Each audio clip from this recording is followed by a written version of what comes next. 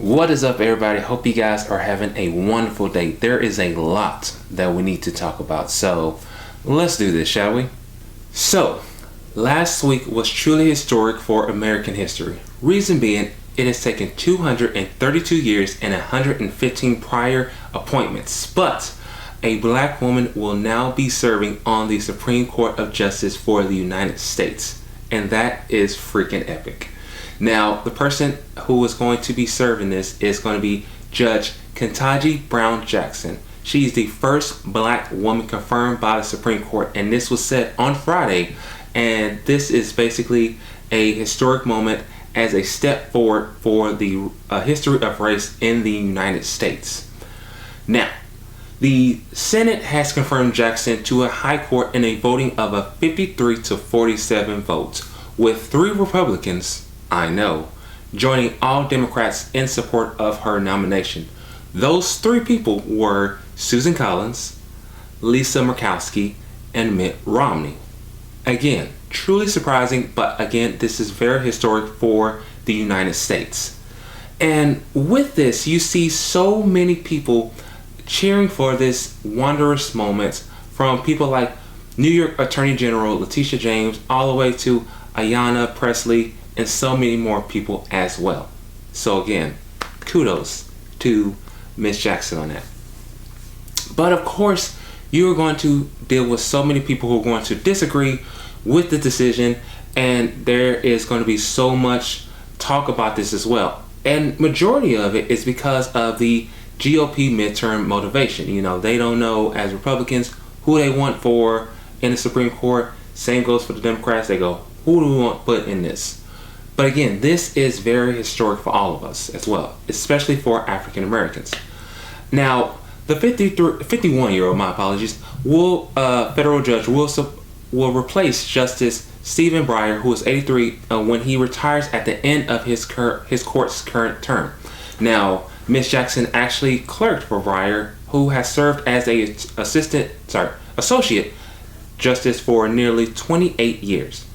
Though Ms. Jackson, is now going to become a Supreme Court, she will not be replacing him until he steps down later on this year. Only then will she become Justice Jackson. Heck, when former President Barack Obama nominated Merrick Garland for, Associate Judge of the Supreme Court of Justice after Antonin Scalia, who passed away a month afterwards, who passed away a month earlier, he still had 11 months still to serve on his term. So yes, even though he passed away, he still had 11 more months to serve his term, which is truly weird, but that's how it is here in the U.S.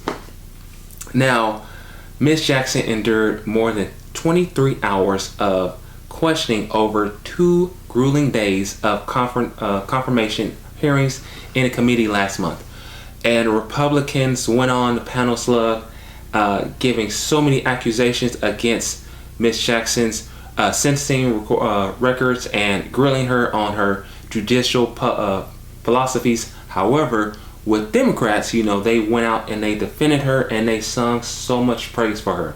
But again, what are you guys' thoughts about this for Ms. Jackson? Are you happy for this? Are you sad for this? Are you mad about this? What are your thoughts about this in general? Now, if you watched the Oscars this year, then you saw something you never expect to see. Like, seriously. Oh, wow! Will Smith just smacked the shit out of me. ウィル・スミスにやられました。 Yeah, that actually happened on live TV, y'all. And because of all this, Will Smith got banned from the Oscars for 10 years, as said on Friday of last week. I mean, I understand that, but 10 years? Come on, y'all. That's a little bit crazy. But again, it's not about the decision. This is what Hollywood does, and this is what the Oscar does, and everything is on the way.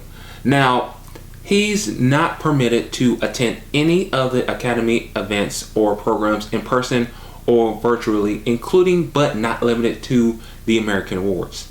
And earlier on, after Will slapped Chris, he did say on social media that he would accept whatever decision that they were planning on giving to him. Now, most people are wondering, what about his Oscar? What will he get to keep it? Will he get to have to return it, everything along the way? Well, he actually gets to keep that because of his role in King Richard, which you guys should go check out. I'm not gaslighting it. I'm just saying you guys should check it out. But again, this was his first Oscar that he actually won. So this is actually tremendous for him to even have this.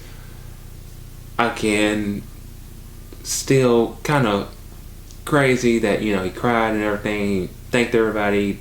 Didn't apologize to Chris, but he did apologize to the Academy, and so much more. And many people are probably wondering, what about Chris? What about Jada? What are their whole thoughts about this whole ban for Will Smith and whatnot? Well, Chris Rock said that he is not going to talk about the controversial Oscar slap until he gets paid. I mean, I don't blame you, as a comedian, actor, that kind of thing. They getting that money, that's what they doing. And following the dispute, for the whole slap and everything, tickets for Chris Rock's 2022 Ego Death World Tour have skyrocketed through the roof. Unlike so much more, his brother, on the other hand, has yet to fully address the situation. But during his stand-up in Boston, he made it clear that about his remarks towards Will Smith and so much more. Jada, on the other hand, she went out and she made a public appearance to join Debbie Allen and Shonda Rhimes for the opening of the Shonda Rhimes Performing Arts Center in LA on Saturday night. There's a lot to deal with. If you are a well-known actor, actress, that kind of thing, there's so much you got to deal with. You got to make sure you have a good publicity, got to make sure you're nice to all people, that kind of thing. So seeing all this, it's just so much. And people talking about like mental health issues and so much more. Again, I understand with the ban and whatnot, but at the same time, that's kind of lengthy. But I mean, give it time, And most people are wondering, has anyone actually ever been banned from the Oscars? Well, yes, they have. And it is 5 people. And those 5 people are Carmine Caridi, Harvey Weinstein, of course, Bill Cosby, of course, Roman Polanski, and Adam Kimmel. Now, I want to know your guys' thoughts about this. Do you guys think that Will should either keep the Oscar or return it, or what do you think about the Academy's decision about this whole thing? Do you think 10 years is too much? Do you think it might be shortened? What are your whole thought process about this whole entire thing? Ladies and gentlemen, I got a question for you on this last story.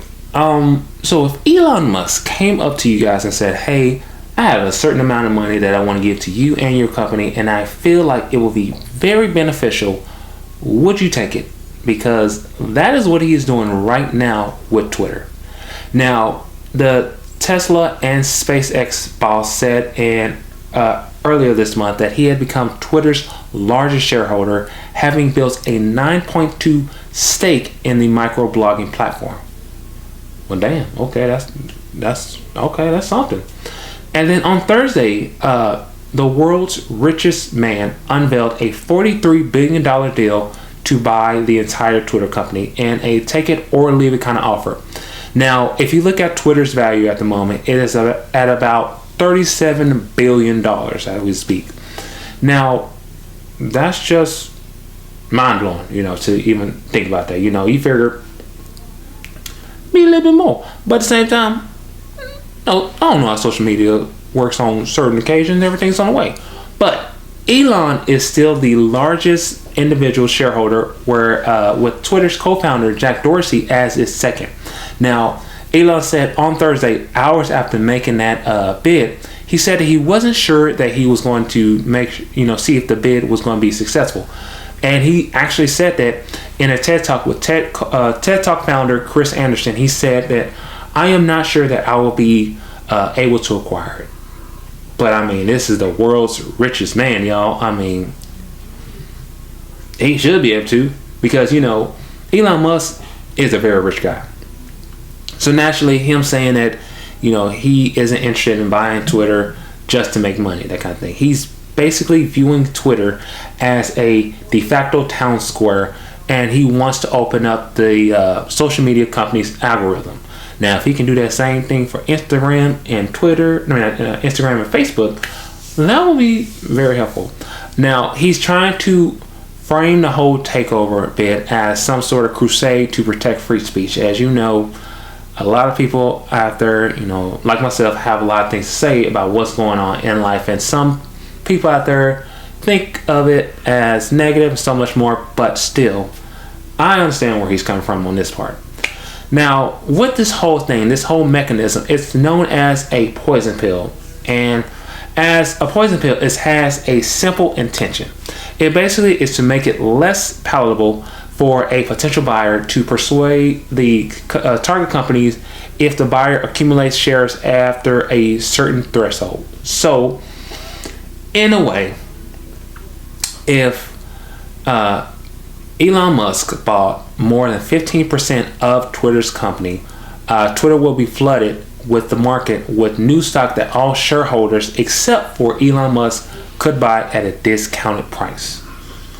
So that's a lot to deal with, but that's just something. But again, I want to know, if Elon Musk came up to you and said, hey, I have this certain amount of money that can help out your company, would you take it or would you leave it? As what's the show called?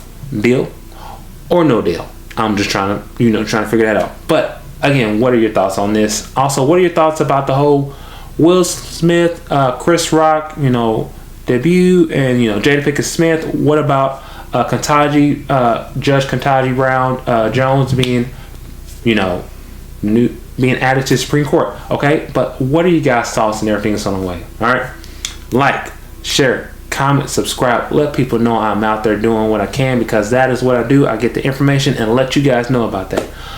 But with all that being said, I love you guys. Be safe out there and so much more. And peace out.